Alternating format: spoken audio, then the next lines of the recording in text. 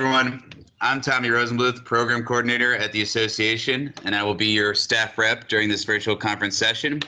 Before we begin, here are a couple of tips to get the most out of your virtual conference experience. First, if you're experiencing poor video or audio quality, we suggest closing other programs on your computer, especially other browser tabs. If you have any other problems or questions, Association staff are available to help.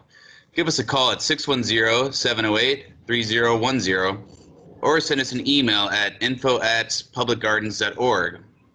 This session will consist of 6 student presenters and run a little differently than others. We will have limited time for Q&A and live time, so please type your questions using Zoom's Q&A function that you will find in your Zoom toolbar, and our student presenters can answer them there. Some student presenters will save questions to answer in live time at the end.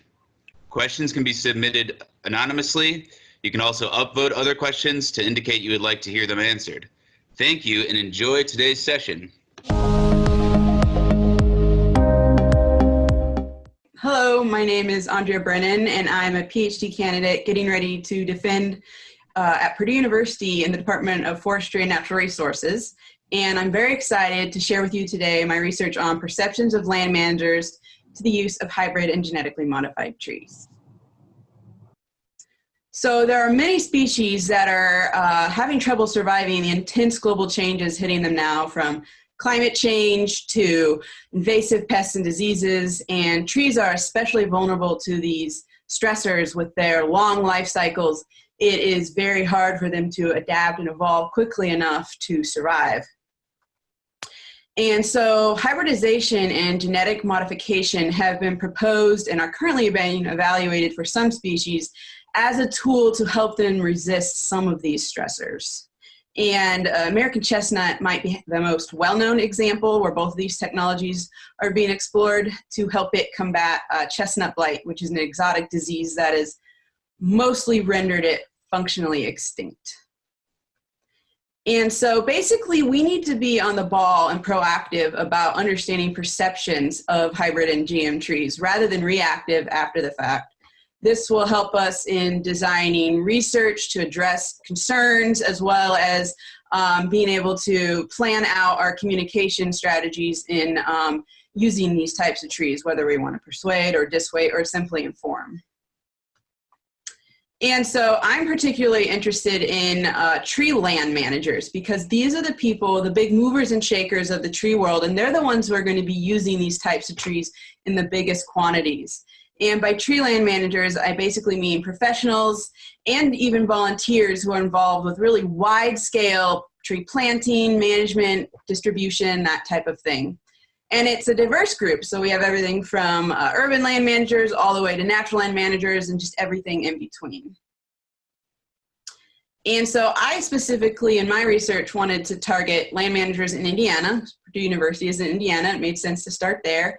And I started by doing preliminary interviews with about 9 land managers to kind of help me inform myself about this population and inform the development of the main event of my research, which was an online survey.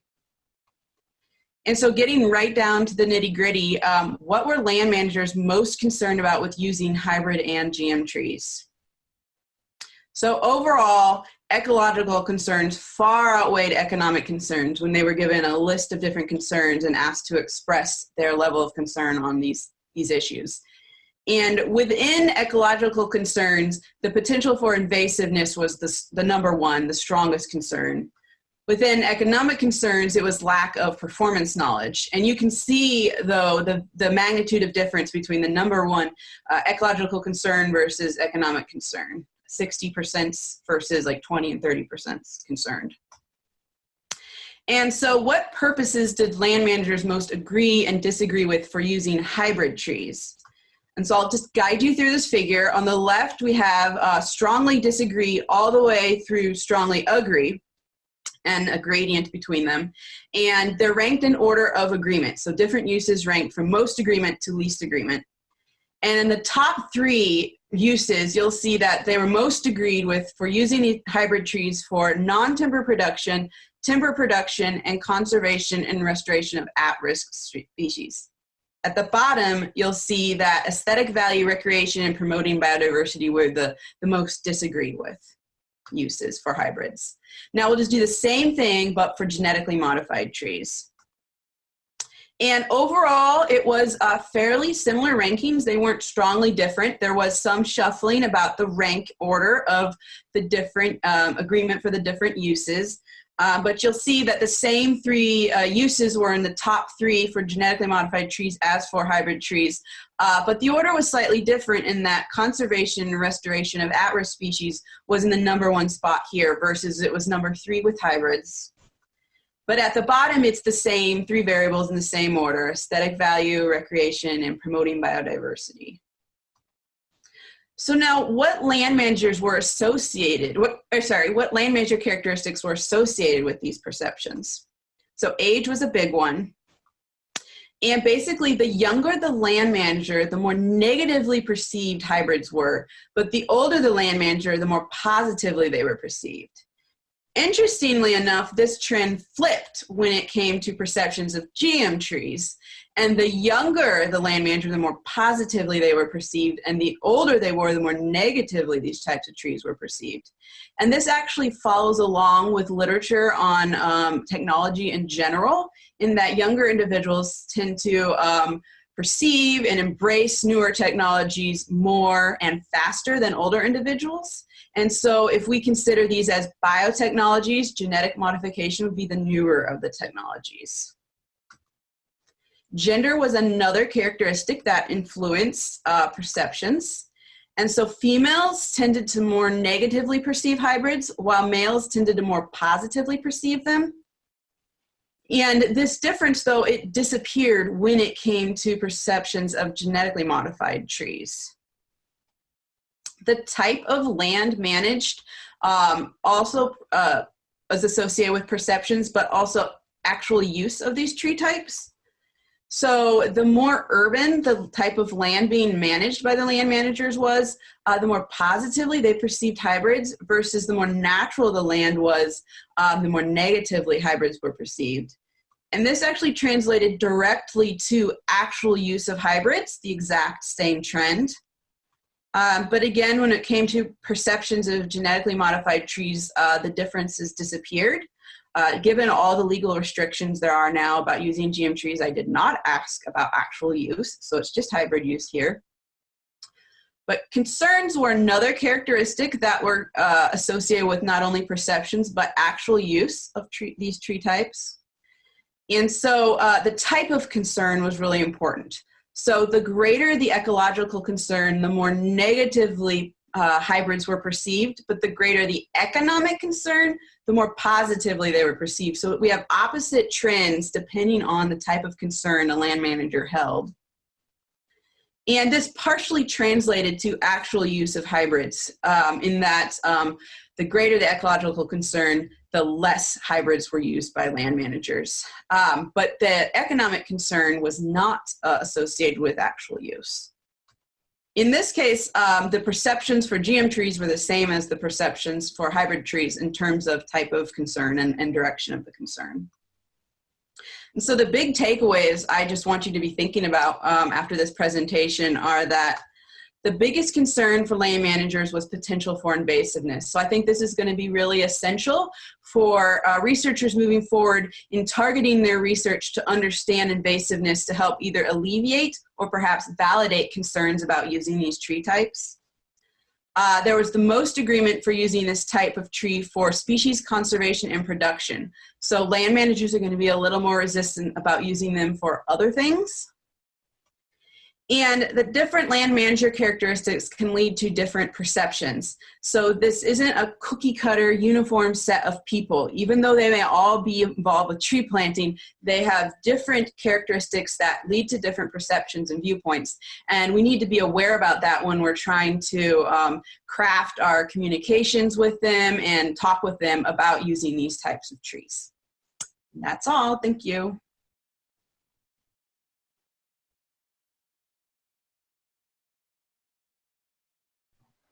Hi, my name is Jess Fry. I am a graduate student at Cornell University in the MPS horticulture program, specializing in public garden leadership. and I'm going to be telling you a little bit about my research, and I hope that you can apply some of it in your public garden. So why include native plants in the landscape?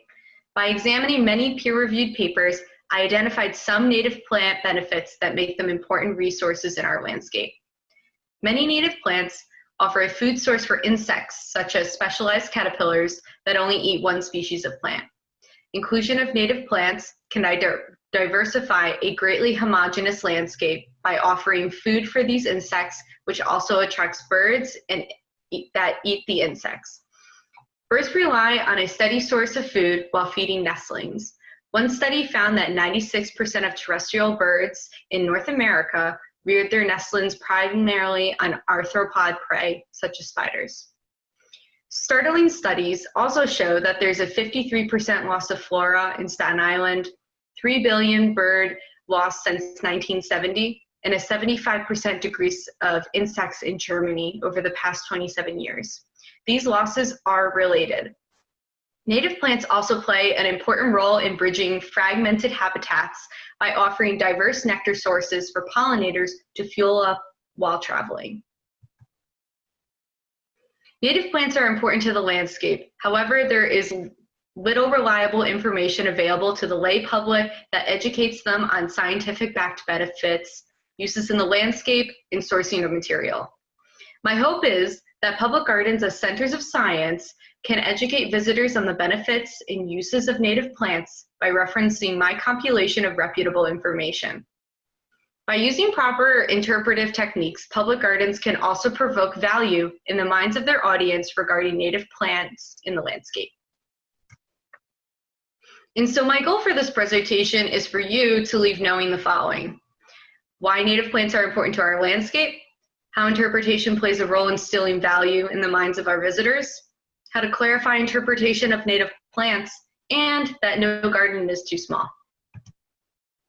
The goal of interpretation is to provoke connections in the minds of our audience between our resource and their livelihood, values, or attitudes. Interpretation at public gardens can include signage or public programs. Interpretation is half knowing your audience and half knowing your resource. Who is your audience? Well, that depends on the public garden. Who's my audience?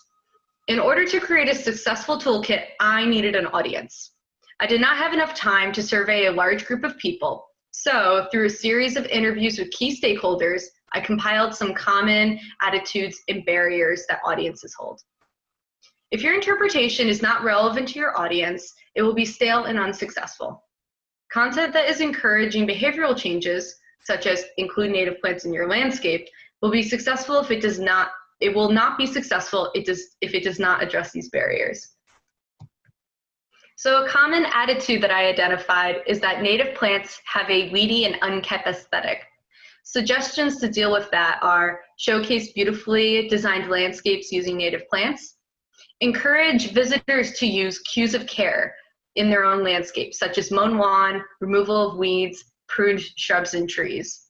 Interpret the differences of a conventional landscape with a native plant landscape using data collected from the management of the two gardens. Differences could include the cost of plants, biodiversity, number of animals and invertebrates found in the garden, cost of maintenance. And finally, as Freeman Tilden indicates, an object is not made more beautiful by being called beautiful, and the perception of beauty is always in the nature of the surprise. So do not use the word beauty when communicating about the aesthetic of native plants. Let the visitor come to that conclusion on their own. A common barrier is native plants are not easily available at nurseries. In a study by Mount Cuba of 14 wholesale nurseries, they found that only 23% of the taxa available were native species, and the majority of those were native cultivars. Some suggestions with dealing with this barrier are partner with local nurseries that sell native plants and promote that availability to visitors. Record what native plants are demanded by your visitors and communicate that to the nurseries. Maybe they can sell them. Supply the demand of native plants by actually selling the plants yourself at your public garden. And finally, encourage visitors to question the source of their plants. We feel comfortable asking questions about where our food comes from. Why not our plants? So I've I've compiled a couple of interpretive messages that, when utilized, can communicate this topic very clearly. And the first is to clarify the complexity. According to John Falk, interpretation that is too technical is designed for the smallest audience visiting museums. He calls them the professional and hobbyists. And so, you should create interpretive experiences for a variety of audience categories, not just for the professionals and hobbyists. Do not use technical terms. Use bridges such as metaphors and analogy to connect concepts and with your tangibles. Consider the cognitive limit that we can only remember 3 to 4 points of information at a time. At a max, only 4 key points should be an interpretive opportunity. The next interpretive message is that no garden is too small. And so 83% of the land in the United States is privately owned, which means that locals outside of protected areas are critical to conservation efforts everywhere. And so I think that there are 2 different methods when trying to communicate this message. The first one is to motivate by conservation. You want to draw attention to invasive species and encourage gardeners to remove them and replace them with plants that encourage biodiversity, not taking away from it. And conservation can occur at any level. Mount Cuba encourages their visitors to practice something called conservation by addition, by going home and just including 1 more native plant in the landscape. That can make a difference. The second motivation is through neighborhood perspective.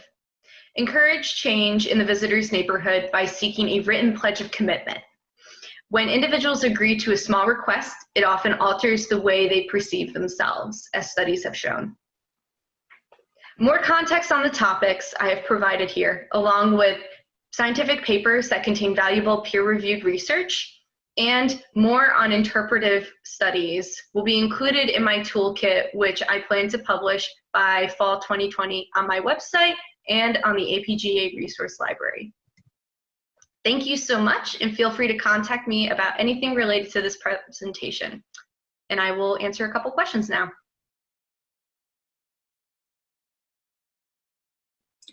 Hi, my name is Sarah Callan, and today I'm going to be presenting my master's thesis research on visitor perceptions and expectations of controversial science topics at Botanic Gardens. I conducted this research while I was a student at the Cooperstown graduate program at SUNY Oneonta, and big thanks to the Coastal Maine Botanical Gardens for allowing me to do this research while I was an intern there in the summer of 2019. So I first decided to start researching this topic when I saw in the last 5 to 10 years that Botanic Gardens were really interested in growing their social role. Instead of having educational goals based around just botany or environmental awareness, I started to see publications calling for action in social issues and engaging their communities civically. While I saw this from the institutional side, I was curious to see what visitors perceived of this shift in roles in Botanic Gardens, and specifically if they were interested in experiencing or engaging with these topics during their visits.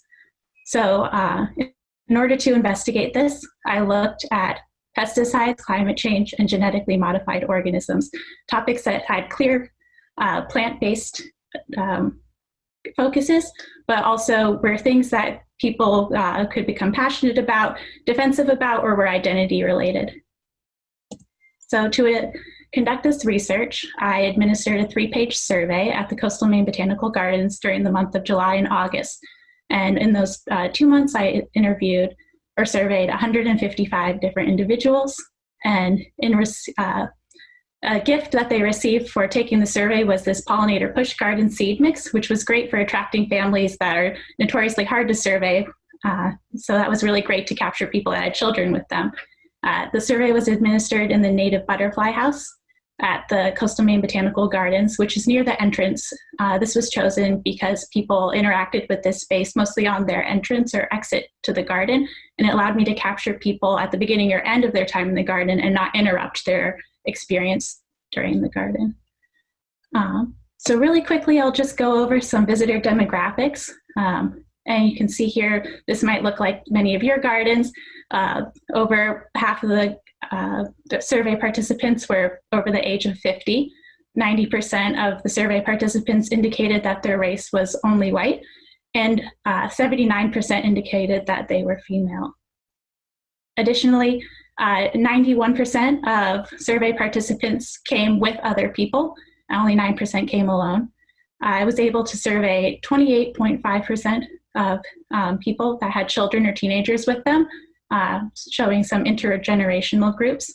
Again, this might be a little bit lower than the actual number of people coming to the garden with children because these are difficult groups to capture for surveys. And 52% of the survey participants had never been to the gardens before. Another piece of the demographics that I wanted to capture was the key motivations for visiting the garden. The highest ranked was plants in the landscape, which was exciting to see that so many people were coming to the garden actually for plants. And I was also really excited to see that after spending time outdoors and plants in the landscape, that the highest ranked motivation for coming was curiosity and learning, showing early on that people were viewing the garden as an educational resource or a place for learning and not just a place for the restorative relaxation that we talk about a lot of why people come to botanical gardens. And then, as you can see, socializing with friends and family was also ranked fairly high, which seems appropriate if people are coming primarily in groups. So onto the research section. In addition to asking people about values, which I won't talk about here because it would take a little bit too long, the most important part was asking people about their expectations and perceptions of their visits to botanic gardens. So in regard to pesticides, I asked people to rank whether they agreed or disagreed with the statements botanic gardens should provide information on pesticides, and if they wanted to learn about pesticides when they visited botanic gardens. I was really astounded to see that 94.2% of people agreed with the statement positively that they thought botanic gardens or expected botanic gardens to provide information on pesticides, and that 74.2% agreed that they personally would like to visit botanic gardens. You'll see with the other topics that this is a trend, that people, a larger percentage of people thought that botanic gardens should provide information, but then were not personally interested in learning about it themselves, which is a common theme we see in environmental psychology. So similarly, on the topic of climate change, 86.6% of the survey participants said that they agreed or strongly agreed that botanic gardens should provide information about climate change. And 80.7% agreed that they would like to learn about climate change when they visited botanic gardens. And really quickly, I wanted to just share some of the value data for climate change because I thought this was very interesting. Yale has this really wonderful audience segmentation tool called SASSY, or the 6 America Super Short Survey, which is a 4-question series of questions that allows you to separate your audience into different bins on climate change awareness, concern, or denial or dismissal. And as you can see here in the colors is the segmentation for the gardens compared to the national average. And it was not completely unexpected, but visitors to the botanic gardens are overwhelmingly alarmed or concerned about climate change, which is very different than the national average, showing that we don't necessarily have a lot of people coming to the gardens that are disengaged, doubtful, or dismissive about this topic. And then finally, the last topic that I surveyed people on was genetically modified organisms. And this was of a little less interest than climate change and pesticides, but still 81.3% of people agreed or strongly agreed with the statement that botanic gardens should provide information about GMOs. And 76 agreed that they would personally like to learn about GMOs when they visited botanic gardens. Finally, one other piece of questions I was interested in looking into was how familiar people were with these topics. And as you can see here, that people are reporting primarily some or a great deal of knowledge on these topics. And I think this is important for gardens or any informal learning institution to remember that people aren't coming as empty vessels waiting to be filled with knowledge to these institutions, but rather they're coming with their own backgrounds, informations, perspectives, and familiarity with these topics. And so it's important to respect that and also recognize that maybe they're ready to discuss or share these things and not just have things told to them. So with all of this, there's, I think, a lot of things that we can learn in regards to interpretation on controversial science topics. I think importantly, and I was really pleased to see that gardens really are viewed by visitors as educational resources and not just places to go for a hike or relax and meditate. They're places where people are coming for information and to learn, and they're also places that people trust for that information. You can kind of see with the climate change value data that if you assess your visitors' values, it can give you reason to move your interpretation from just awareness or teaching about awareness of topics to moving into discussing things about how to be active on that civic issue. So if you find that 86% of your visitors are concerned or alarmed about a topic, you might not need to do so much programming on awareness, but can move into actionable goals or ways for them to engage more deeply. And finally, I think the most important thing that I learned from this was that botanic gardens should not be afraid to engage on these topics or any others. It seems like the audience is ready, just like we are, and this is a good time to push yourself to engage on things that may be a little bit more difficult or sensitive, but are important to allow places for dialogue, especially intergenerational.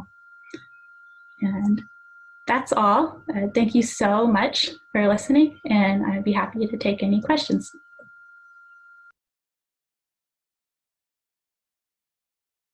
Welcome to Winter Greens for School Gardens. My name is Kim Ellis, and I recently finished a master's in professional studies at Cornell University in public garden leadership with support from Cornell Botanic Gardens. As a home gardener and former middle school math and science teacher, the inspiration for this project came out of a desire to provide teachers growing opportunities during the school year and from the sheer delight I've experienced growing my own vegetables in winter. My goal was to grow vegetables with simple, inexpensive covers that could work in a school garden. On the left are the crops I grew at Pounder Garden, and on the right is the school garden I coordinated with at DeWitt Middle School. I had 3 goals. What crops will grow through the winter and what protection do they need? Will new or existing school gardens adopt winter gardening? And how can public gardens assist with resources, expertise, and networking? I presented this project alongside classroom activities for school gardens to 8 teachers in a workshop in May, and the response was enthusiastic. For botanic gardens wishing to reach their local school, I recommend video and curricular resources posted to their website. Other resources include Elliott Coleman's Winter Harvest Handbook and the USBG Greenhouse Manual for Teachers. I'll spend the rest of this presentation answering the first question. In my project, I planted 12 varieties of hardy vegetables under 4 different treatments. All vegetables were direct seeded in the month of September and grew through May 2nd, 2020. Cornell is located in Ithaca, New York, which is USDA Climate Zone 5B, so extreme weather temperatures may reach as cold as -15 degrees Fahrenheit. So of these 12 varieties I grew, early Jersey Wakefield cabbage and winter density lettuce did not produce well, so I don't recommend planting these. However, Osaka purple mustard and Arugula Apollo make delicious raw salad greens, and cool weather actually tames their sharp taste.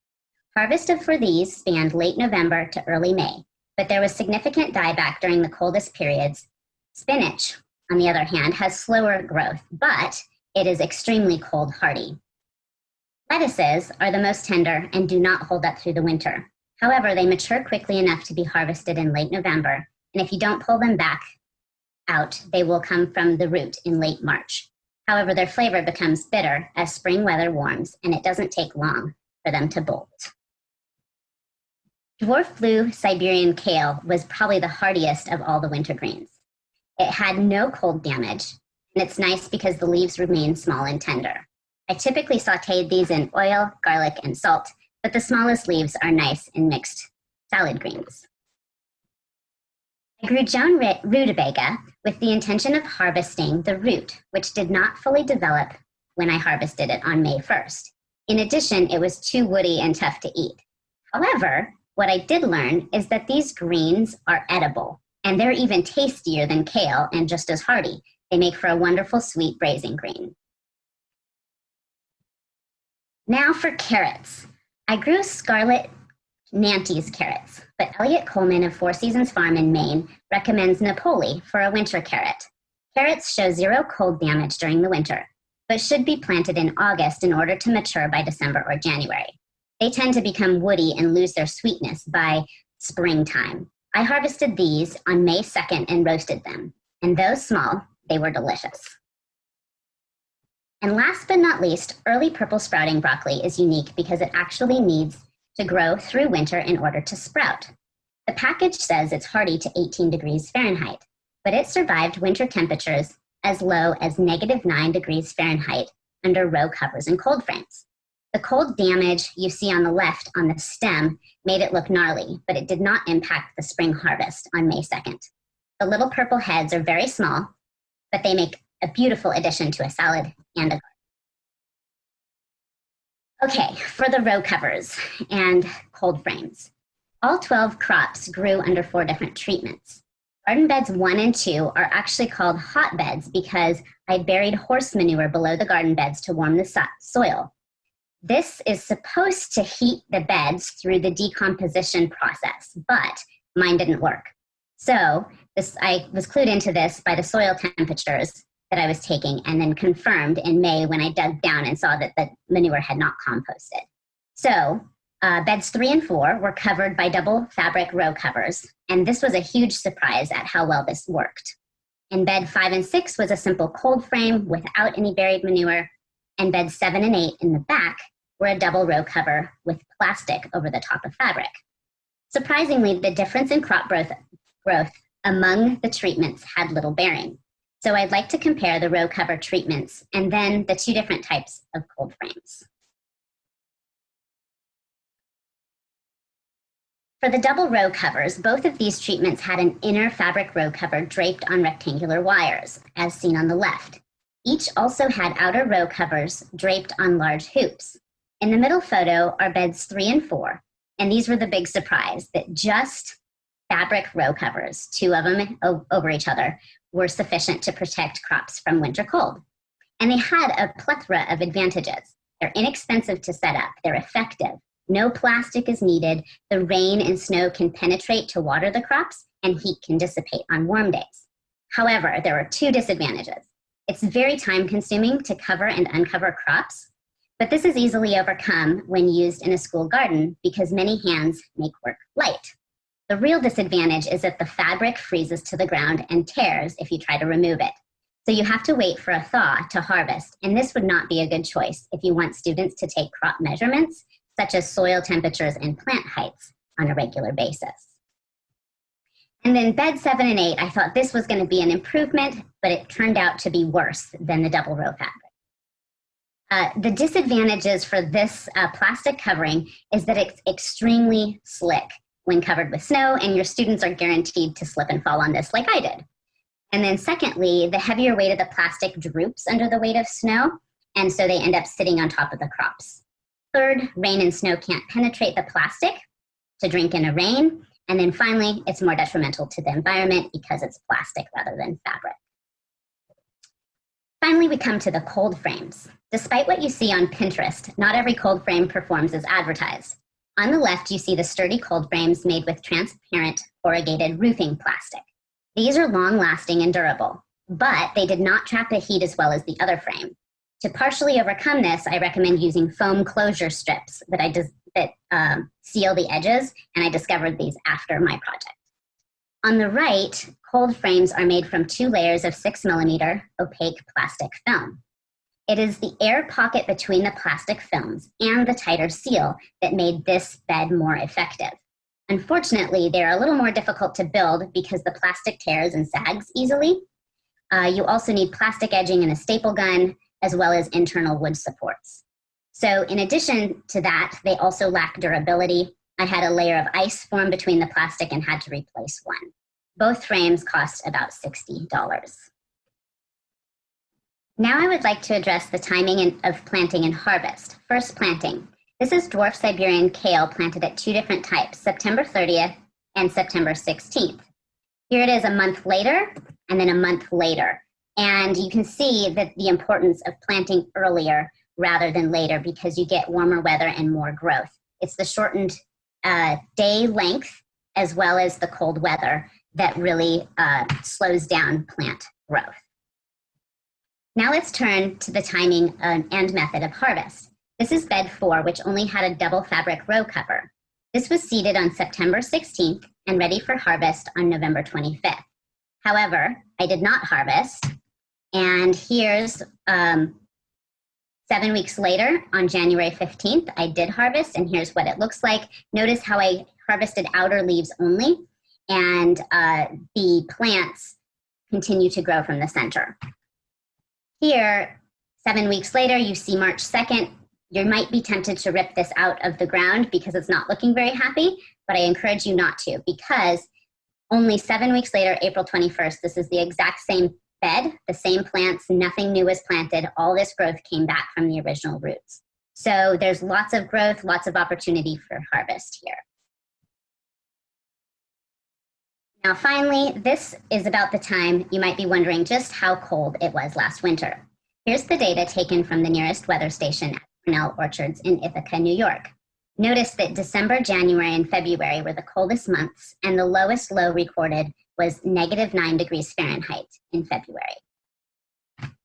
And finally, no project is possible without many supporters. So I'd like to thank Cornell Botanic Gardens for allowing me to use the space at Pounder Garden, and Wayne Gottlieb at DeWitt Middle School for sharing his school garden with me. And finally, a big thank you to my 2 advisors, Don Raycow and Sonia Skelly of Cornell University, who spent countless hours mentoring me. Thank you. If you have any questions, please feel free to contact me at the email address listed on this slide.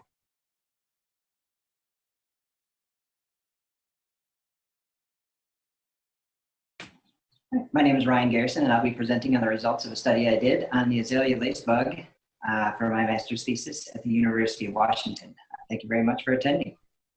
The azalea lacebug, Stephanitis perioides, is one of the most serious insect pests of the genus Rhododendron, especially azaleas, subgenus Azaleastrum. It first appeared in the United States in 1916, and it has since spread throughout the eastern and western United States, wherever rhododendron are grown. The azalea lacebug, a quick review of the life cycle. The eggs are the overwintering stage, and those hatch into 5 instars. The early instars are almost transparent and light. The late instars become darker as they mature and molt. They then hatch into adults, which have lacy pattern wings, which are the give them its common name. Then the adults mate, and the females lay eggs, which they then cover with frass or excrement, which protects them and disguises them. These then hatch into another generation of adults, and there are 2 to 4 generations depending on the climate. And then at some point, diapause, which is currently unknown, they are all the eggs will not hatch, and they were overwintered. It all starts all over again. For the feeding damage, they feed on the underside of the leaves, and they insert their stylet through the stomata and feed on the upper palisade parenchyma. This causes stippling damage, and it causes aesthetic damage as well as plant death in extreme cases. The rhododendron is the largest genus in the Ericaceae family, and it is widely grown for its beautiful flowers, and it also forms an important component of montane ecosystems in the wild. The greatest concentration of species diversity is in China, in the Himalayas, in South Asia, and in the Malay Archipelago, and the species in North America and Europe and Northeast Asia are much less, more spread out and less diverse. The natural history of rhododendron is hypothesized to have originated in Northeast Asia, where it then moved into North America, and then into South Asia and the Malay Archipelago and Australia later, when there was a dispersal to its current range. So the study location, the Washington Park Arboretum, this is where I work, and it has over 14,000 accession specimens, and is a valuable resource for a scientific study. Located in Puget Sound, just southeast of the University of Washington. And the Arboretum has over 4,500 records for rhododendron, and making it an ideal place to study this pest and its host.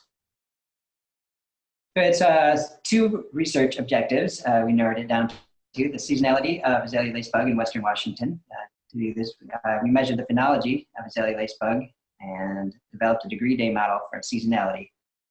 We collected rhododendron leaves from April to October in 2018 and 19, and all the lacebugs were counted on those leaves. We also studied the susceptibility of rhododendron to azalea lacebug. We quantify the susceptibility by collecting leaves in the summer of 2018 and 19, collected over 10,000 leaves, and these were scanned and analyzed to quantify the damage from azalea lacebug. And we looked at that and analyzed it along the family tree. So for objective 1, we identified 6 sites and collected from rhododendron in those areas once or twice a week from April to October. And these are the results. I'm going to go through these real quick, but a particular note, there are 2 generations per year in Western Washington.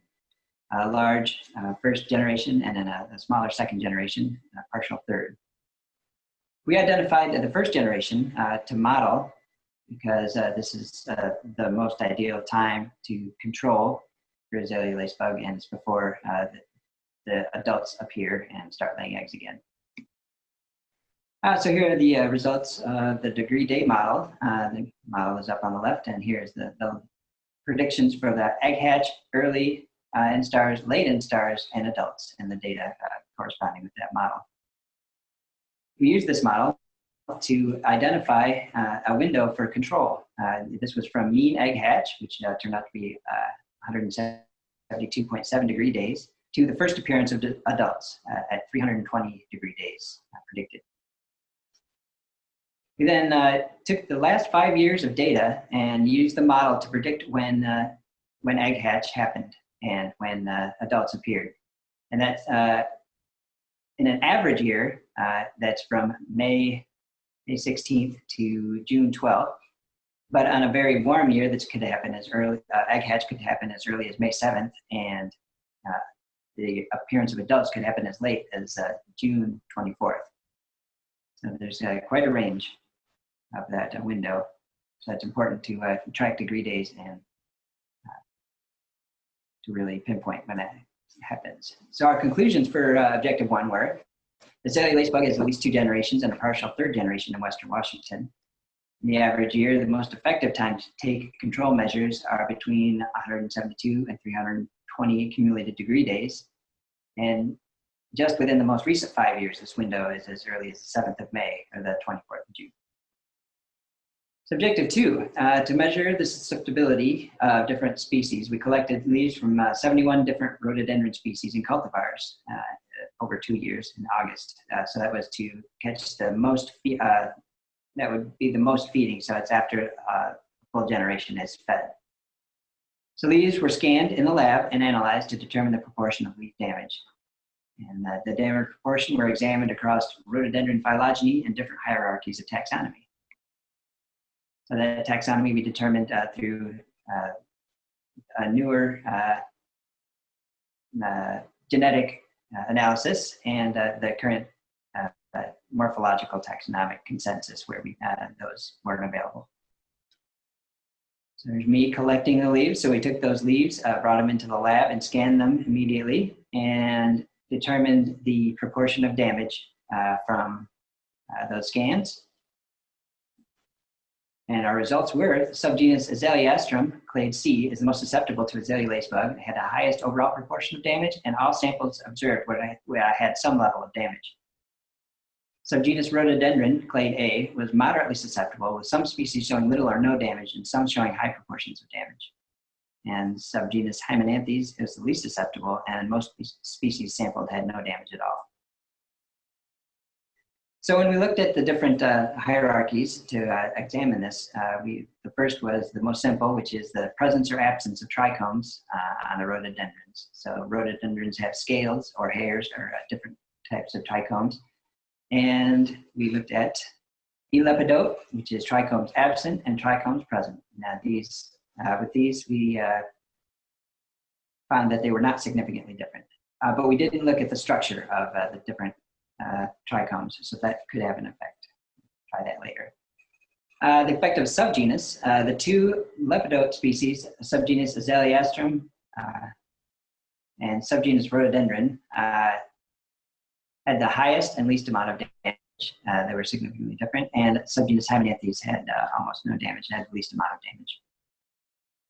And looking a little further down to section, the evergreen azaleas had the most damage, significantly higher damage, and all others were not significantly different. So a little discussion. You want to avoid planting susceptible species and plant resistant species or varieties instead. This isn't always possible since they're part of important ecosystems and historical landscapes. So to grow azaleas, an IPM program for azalea lacebug will be necessary. And ecologically, approximately 70% of rhododendron species are classified as vulnerable, endangered, or critically endangered, and 25% of all rhododendron taxa are under threat of extinction in the wild. So identification of susceptible species or resistant species is important to protect ecosystems where this pest is not present. All right, and with that, I'll finish up. I would like to thank my funding sources, the University of Washington Botanic Gardens, my lab assistants, and my committee. Thank you very much. And if you have any questions, please feel free to email me at rgarris@uw.edu. Thank you.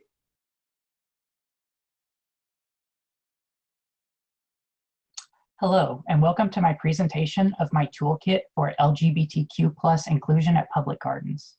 My name is Trey Ramsey, and my pronouns are they, them.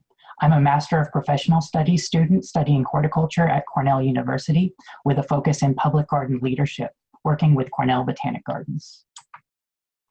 So my goals for my project were to ensure that recent inclusion, diversity, equity, and accessibility initiatives at public gardens include the lesbian, gay, bisexual, transgender, and queer community. I also wanted to bring existing resources to public gardens for these initiatives while addressing any needs that those resources don't. I'm finally sharing the efforts that public gardens are already doing so that other gardens can learn from them and adapt them to their own locations. So why does all this matter? Public gardens have a mission to bring nature to the public, which includes the LGBTQ+ community, who exist across all other demographics. We also face really high rates of discrimination, with particularly severe rates of violence and poverty for trans women of color. I hope that gardens can serve as leaders of welcoming and change for the community. Also, as queer and trans folks, we bring valuable skills and experience from community building across difference to resilience against discrimination and hardship. The world is radically changing right now, and it's important to have folks who are already working to envision a different world, helping to bring gardens forward through this change. So for existing resources, multiple organizations mentioned first going to the Human Rights Campaign's Corporate Equality Index to find queer and trans inclusive workplace policies. More specific to gardens, the American Alliance of Museums LGBTQ+ Alliance created their Welcoming Guidelines for Museums checklist that examines every place in a museum's operation, from exhibits to visitors to the workplace, where LGBTQ issues may arise and how to address them in your organization. They also have a transgender task force that has created an excellent toolkit for employees transitioning while working at a museum, and there are documents for that employee, for HR and management, and for coworkers to learn from and to guide the organization through the change. Finally, I can't stress enough the value of your own employees and local community. They bring expertise, knowledge, and energy, and they are already invested in your organization. That said, if you do bring in an outside consultant, as many people do for diversity and inclusion, I really encourage you to make sure that they are knowledgeable about LGBTQ+ issues. So, as I said, gardens are already doing this work. Many of them have pronouns and email signatures and on their name tags or office signs, so folks don't assume someone's gender, and so trans folks feel more welcome in their space. Many places also have gender-inclusive bathrooms, which allows trans folks, whether visitors or employees, to more easily address their basic needs. All of these gardens, from Queens Botanical Garden to Vizcaya to Denver Botanic Gardens, have done some level of education and training, whether that's one-on-one, small groups, or as a whole organization. It's an ongoing process, and the specific needs for training vary from place to place. I want to point out Queens Botanical Garden, which, when they were required to revamp their D&I initiatives by the city, they involved their whole staff in the process. This led to widespread buy-in and a diversity statement that is more inclusive than most I've seen in any organization. All these organizations have also mentioned the importance of buy-in from their leadership. Denver in particular emphasized that they have made efforts to make their board reflect the local community and its needs.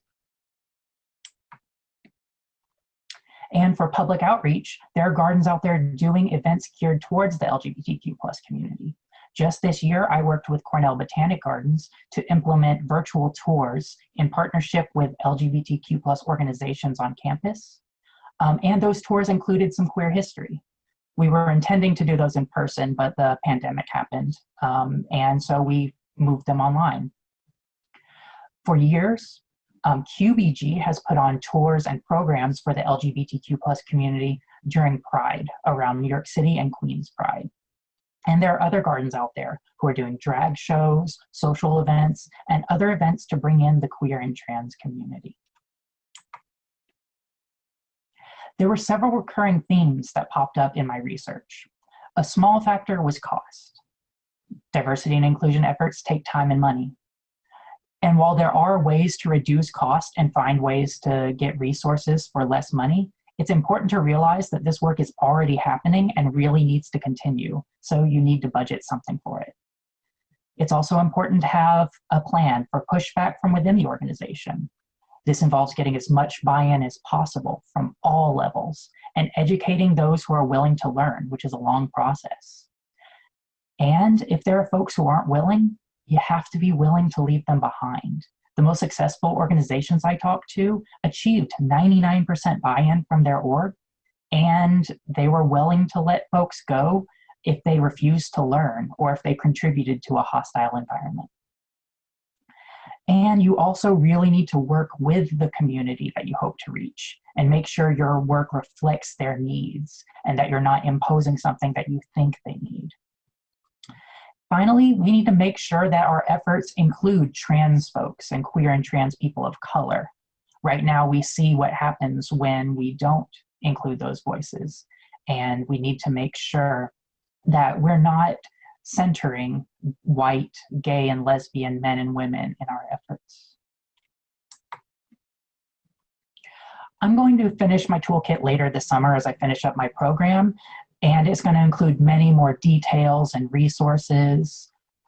So please reach out to me. My email is ter35@cornell.edu if you would like me to send the full toolkit when it's done. I'm also working to get it out there more publicly for public gardens to have access to. Thank you so much for your time.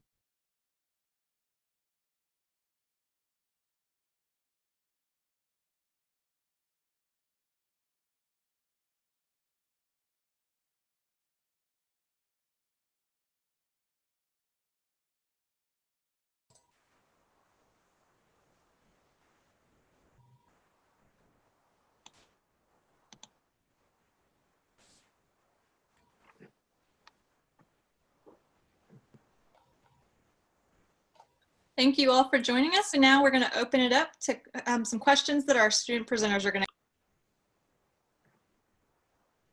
So I received a question about how I defined hybrid trees compared with genetically modified trees, and aren't some hybrids also genetically modified trees? And I actually put a definition in my survey here, so I'm going to read it to you so that all survey participants had this like definition bank to work with, although I tried to just limit jargon altogether as possible. But a hybrid is described as offspring resulting from the cross of two different species. And I define genetic modification as adding, removing, or changing specific genes through biotechnology. And I guess there probably are instances of hybrids being genetically modified as well, but in the tree world, not too many that I know of. And when I did my preliminary interviews to talk with people about how they understood these concepts, they worked with me on these definitions. So the land managers themselves helped create these definitions to make sure they were well understood. And so I think it was generally agreed upon that the amount of hybrids that are also genetically modified is so small that nobody was really considering them. Any other questions? I wanted to respond to the one that was asked of all of us regarding our experiences as students working and collaborating with public gardens.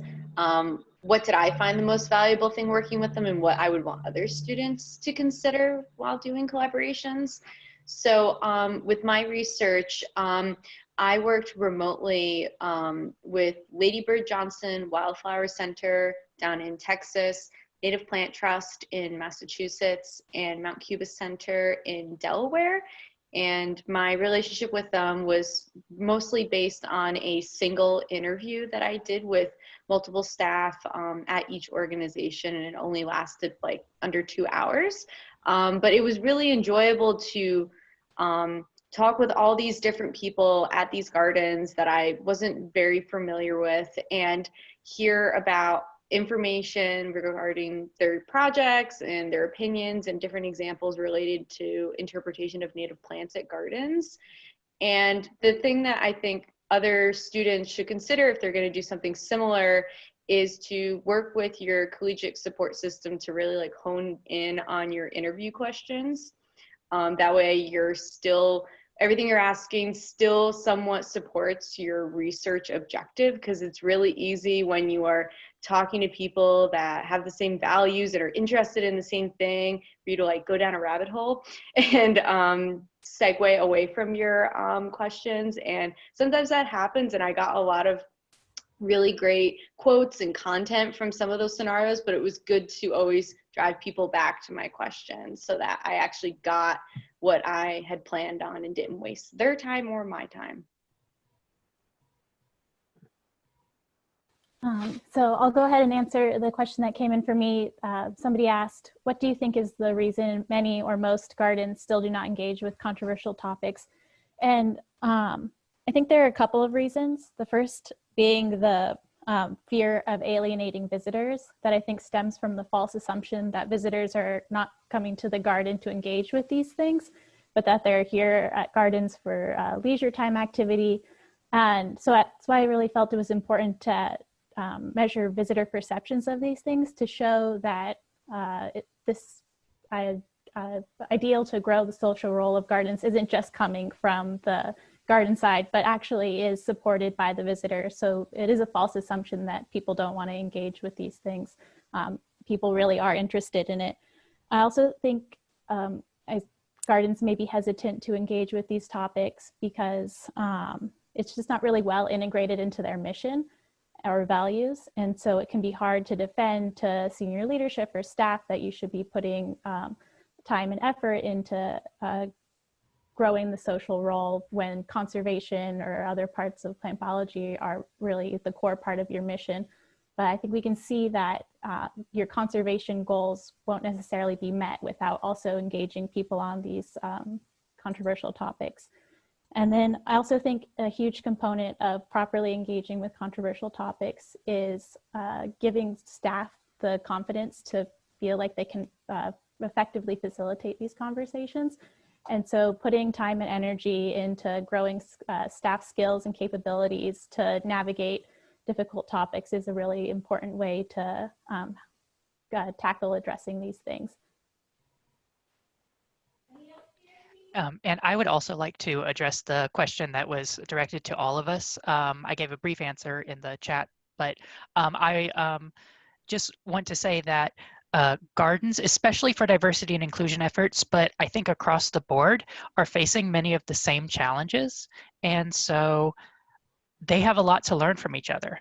And so I think that as students, we have an opportunity to really bridge those gaps and to share what gardens are doing in order to really get the information and the change out there.